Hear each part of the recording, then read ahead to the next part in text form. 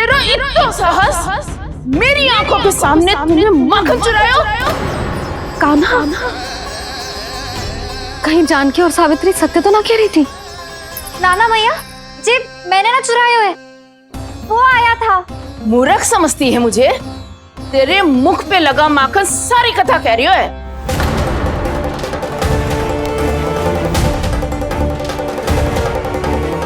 आपको धोखा हो रहा है मैया, मेरे मुख पर माखन अवश्य लगो है, पर जे मैंने ना खाई हो, वो आया था। बस कर, सब पता है मुझे। सुबह से ही दृष्टि थी तेरी इस माखन पे। मैं सत्य कह रही हूँ मैया, मेरा विश्वास कीजिए, वो आया था और उसी ने माखन खाया है। वो आया था, वो आया था। अरे कौन आया था? कान्हा, कान्हा, कान्हा।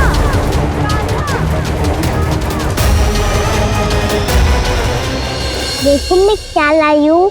इसके लिए पकड़े जाने का संकट क्यों उठाया तुमने? तू ही तो कहता है कि लोग कभी ना करना चाहिए। अरे ये मेरे लिए थोड़ी ना है, ये हमारी टोली के लिए, हमारे सदस्य के लिए है। काहे वो वानर महाराज?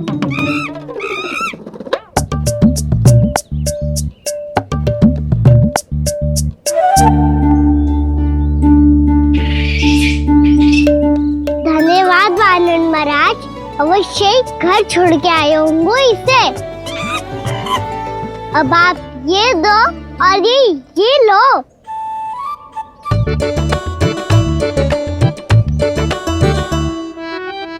ये तो बहुत बुद्धिमान वानर है।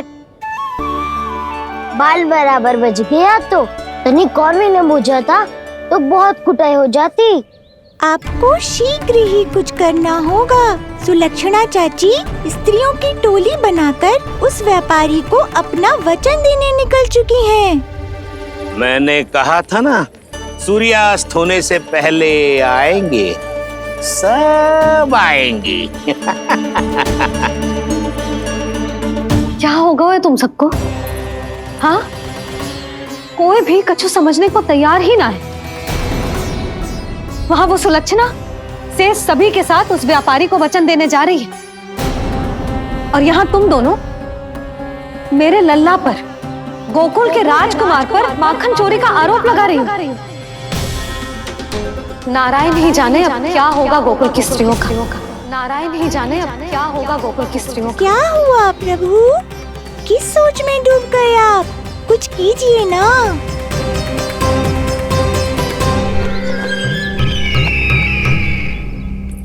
मुझे अच्छी तरह स्मरण है भैया, आपको मेरे हाथ की बनी खीर बहुत प्रिय लगती थी। आशा है कि आपको इसका स्वाद अभी भी स्मरण होगा। लो भैया, जी भर के खाओ। ऐसी मिठास तो ना गुड़ ने सीखी है ना मधु को पता है। अद्भुत, अद्भुत देवकी, अद्भुत। तेरी इस खीर के लिए तो पूरे विश्व से युद्ध कर सकता है कंस। वहां क्यों खड़ी है? खिला बहन।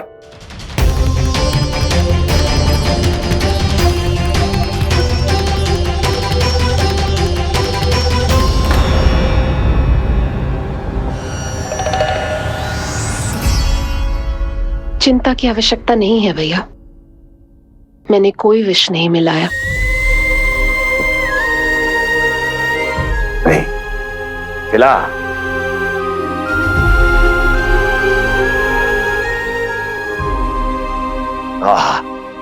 उत्तम, अति उत्तम। ऐसे इतना प्रेम अपने इस दुष्ट भाई पर कैसे? क्या हुआ देवकी? कहीं तू भयभीत तो नहीं हो गई कंस से? या इस असहाय चूहे की दशा देखकर तुझे ये आभास तो नहीं हो गया कि अब कंस से बचना असंभव है? उस विष्णु अवतार का भी और उसके भक्तों का भी। जो असंभव को संभव और संभव को असंभव बना दे, वही तो है नारायण की लीला भैया। अरे देवकी, तेरा नारायण केवल कुछ असुरों की हत्या कर सकता है, उस असुर का क्या बिगाड़ेगा जो विकार बनकर उसी के भक्तों को भीतर से जकड़ ले। जो भक्त श्री नारायण की भक्ति में जकड़े हुए हैं, उन्हें नारायण इतनी सरलता से किसी विकार में नहीं पड़ने देंगे और ना ही उन्हें निराश होने देंगे।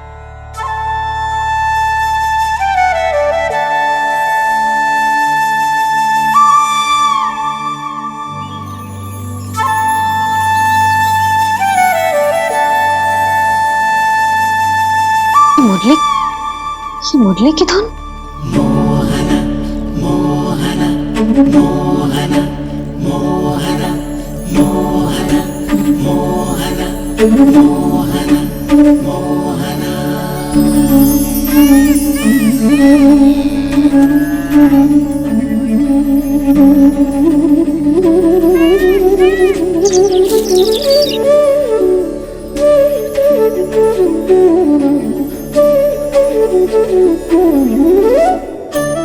सुमति, सुना तुमने? हाँ, कितना मनमोहक है जी।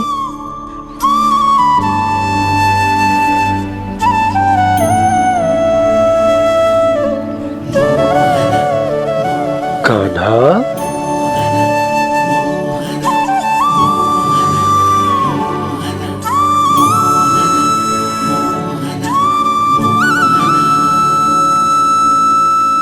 कैसी धुन है ये? कहाँ जा रहे हैं ये सब?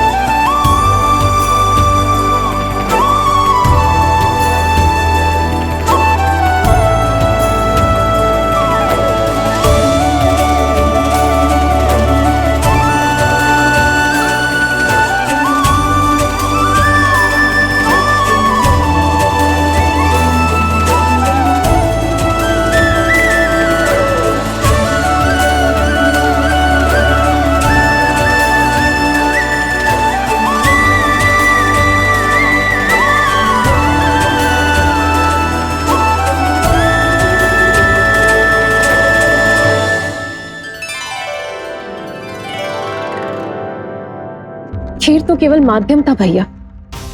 सत्य तो ये है कि मैं केवल आपको इतना बताने आई थी कि श्री नारायण अपने भक्तों को किसी न किसी तरह सही मार्ग अवश्य दिखाते हैं। नारायण उन्हें लोक तो क्या किसी भी जाल में नहीं फंसने देते, कभी नहीं। नारायण उन्हें लोक तो क्या किसी भी जाल में नहीं फंसने देते। कैसी लगी मेरी मुरली की धुन? अच्छी थी ना? आनंद आयो?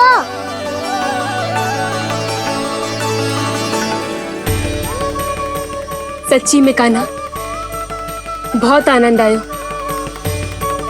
मुरली बजाना कहाँ से सीखा तूने? सच्ची तन मन पूरी तरह प्रफुल्लित हो गो है चाची। जैसे सब कुछ मिल गया। तो फिर किस वस्तु के पीछे भाग रहे हो आप सब? सब तो है आपके पास। सुख, स्वाद, समृद्धि, फिर संतुष्टि क्यों ना है?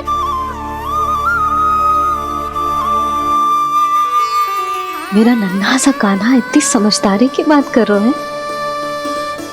अब जिस धन को पाने के लिए इतने आतुर वो आज मिलेगा तो सही, पर कल व्यय भी तो हो जाएगा। और यदि किसी ने बहुत प्रयत्न करके ढेर सारा धन एकत्रित भी कर लिया, तो जीवन के बाद वो उसे अपने साथ थोड़े ही ले जाएगा।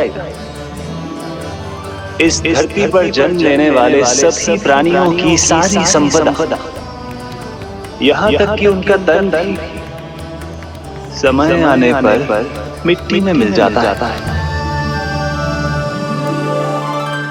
आशीष पति आत्मा वो तो परमात्मा के चरणों में चली जाती है। मैया भी यही है, स्वयं पे नियंत्रण पाना पड़ेगा। ये सब मेरे बाबा समझाते हैं। मैं तो समझ गया, अब आप सब भी समझ जाओ, ना तो क्या कहना? ना तो लोक का राक्षस जकड़ लेगा। सब झटक लूंगा।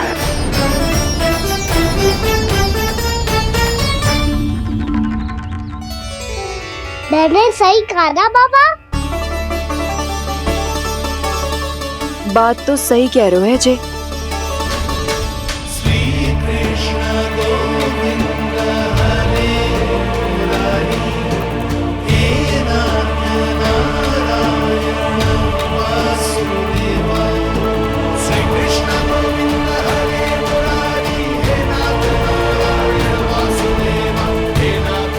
बस अब ये उस मार्ग पर चले जो प्रभु ने इन्हें दिखाया है, संतुष्टि का मार्ग।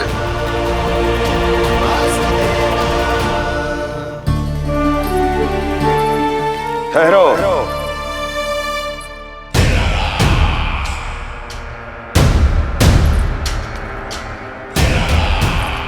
तो तेरे कहने का अर्थ यह है कि तेरा नारायण अपने भक्तों को मार्ग दिखाएगा और वो गोकुलवासी मेरे षड्यंत्र से बच जाएंगे।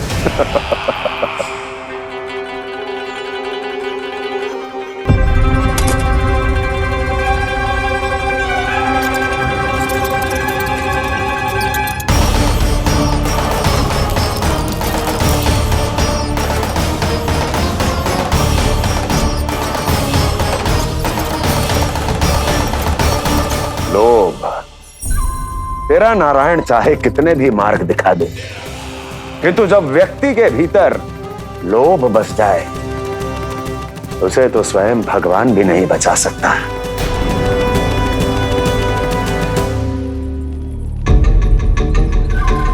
व्यापारी जी, सब वापस लौट कर आ रहे हैं।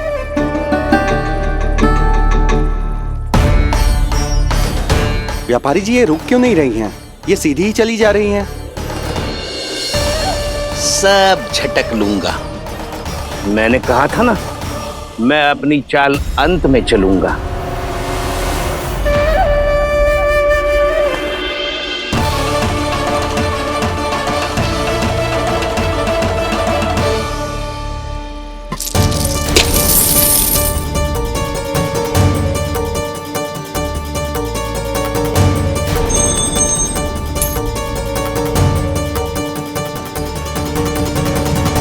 सिक्कों से भरे मटके यहाँ क्या कर रहे हैं?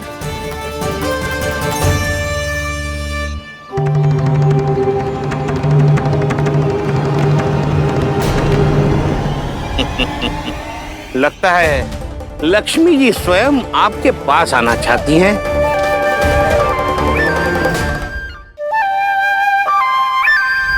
सब तो है आपके पास, सुख, स्वाद, समृद्धि, फिर संतुष्टि क्यों ना है? ऐसे मटकों में छुपा कर क्यों रखा है इन सिक्कों को?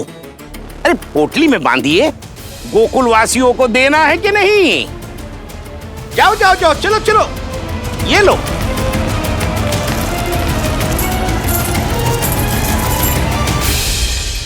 अवसर का लाभ उठाने को लोभ ना कहते, पर अवसर यदि हाथ आए और हम उसे गवा दे, इसे मूर्खता अवश्य कहते हैं। गोकुलवासी आपके साथ व्यापार नहीं करेंगे।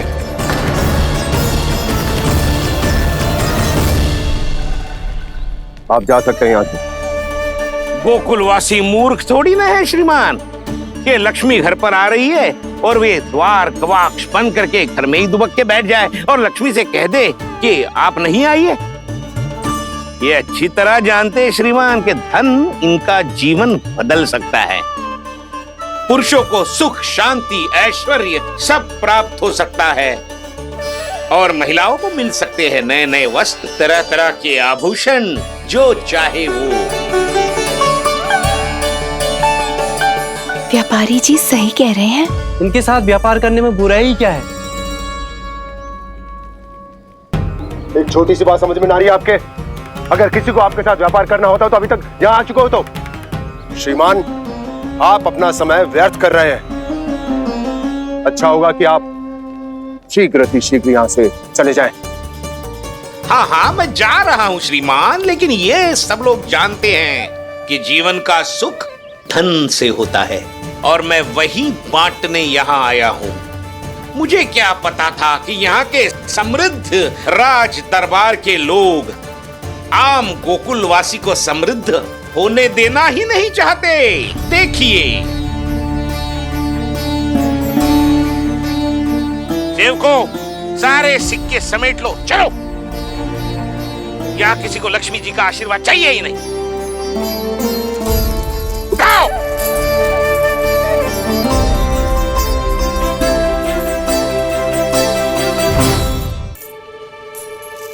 नाना व्यापारी जी, हम आपके साथ व्यापार करने के लिए तैयार हैं। हाँ, हम भी तैयार हैं। सुलक्षणा? हाँ हाँ व्यापारी जी, हम दोनों भी तैयार हैं।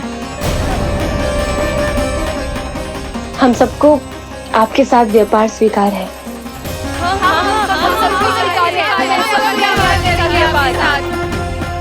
देखिए, ऐसा मत कीजिए। आप इस दूध की बातों में बताइए, इसका जाल है। जाल ना, जे अवसर है। लाओ व्यापारी जी अग्रिम धनराशि। इतनी आसानी से नहीं देवी जी। आप सब लोग अपना निर्णय बार बार बदल रहे हो।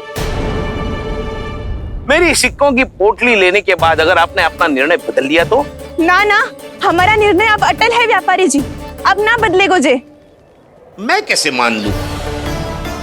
कहीं जी हमारे साथ व्यापार करने से मना ना कर दे। कचरू भी करके इन्हें विश्वास दिलाना पड़ेगा। हमने एक बार कह दिया तो अब हम पीछे ना हटेंगे व्यापारी जी।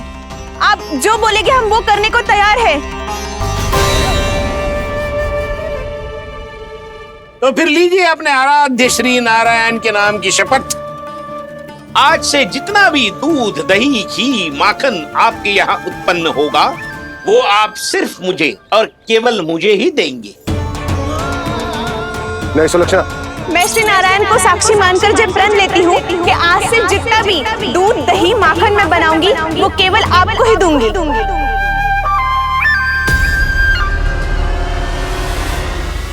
मैं भी श्री नारायण को साक्षी मानकर प्रण लेती हूँ। मैं भी प्रण लेती हूँ।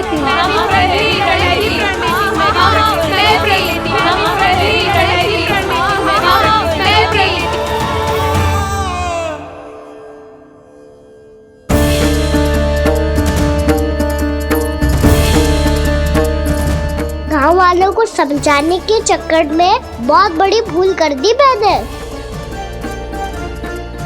बाबा सहायता करो ना, लगता है मैया को संदेह हो गया है। मैं ना चाहता मेरा सत्य सामने आए।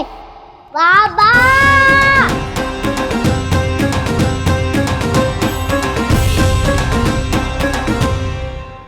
यशोदा, क्या होगा? क्या होगा? देखो ना आपने कैसी मधुर मुरली बजाई है हमारे कान्हा ने। अच्छा, कितनी बड़ी बड़ी बातें कर रहा है।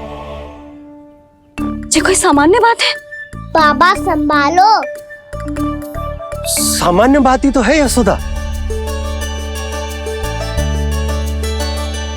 जैसे बड़े बड़े ऋषि महात्मा के जैसे ज्ञान की बातें करना जे सामान्य लग रहा है आपको? अब बालक जो देख तो सुन तो है वही तो कर तो है। अब हमें कितनी बार बातें करते सुनो है, हमने कितनी बार इसको शिक्षा दी है।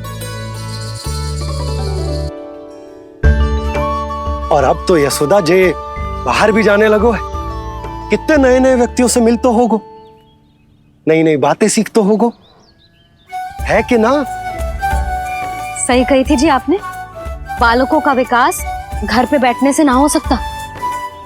जी देखो, आज घर से बाहर निकलते ही कैसे सयाना हो गया मेरा लल्ला।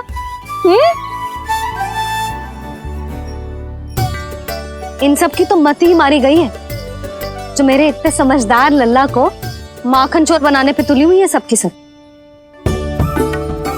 क्यों रे, इतनी शीघ्र इतनी बड़ी बड़ी बातें करने लगो तू? बड़ा भी तो हो रहा हूँ मैया। बहुत बड़ा हो गया है ना तू। अब चल घर चल के मुझे बता और क्या क्या सीखा है तूने। तू तो बच्चों का ना, पर इन गांव वालों का क्या होगा? मेरा कार्य माँ से दिखाना था बाबा। अब वो कौन सा बात चलेंगे, ये तो उन्हीं पर निर्भर है।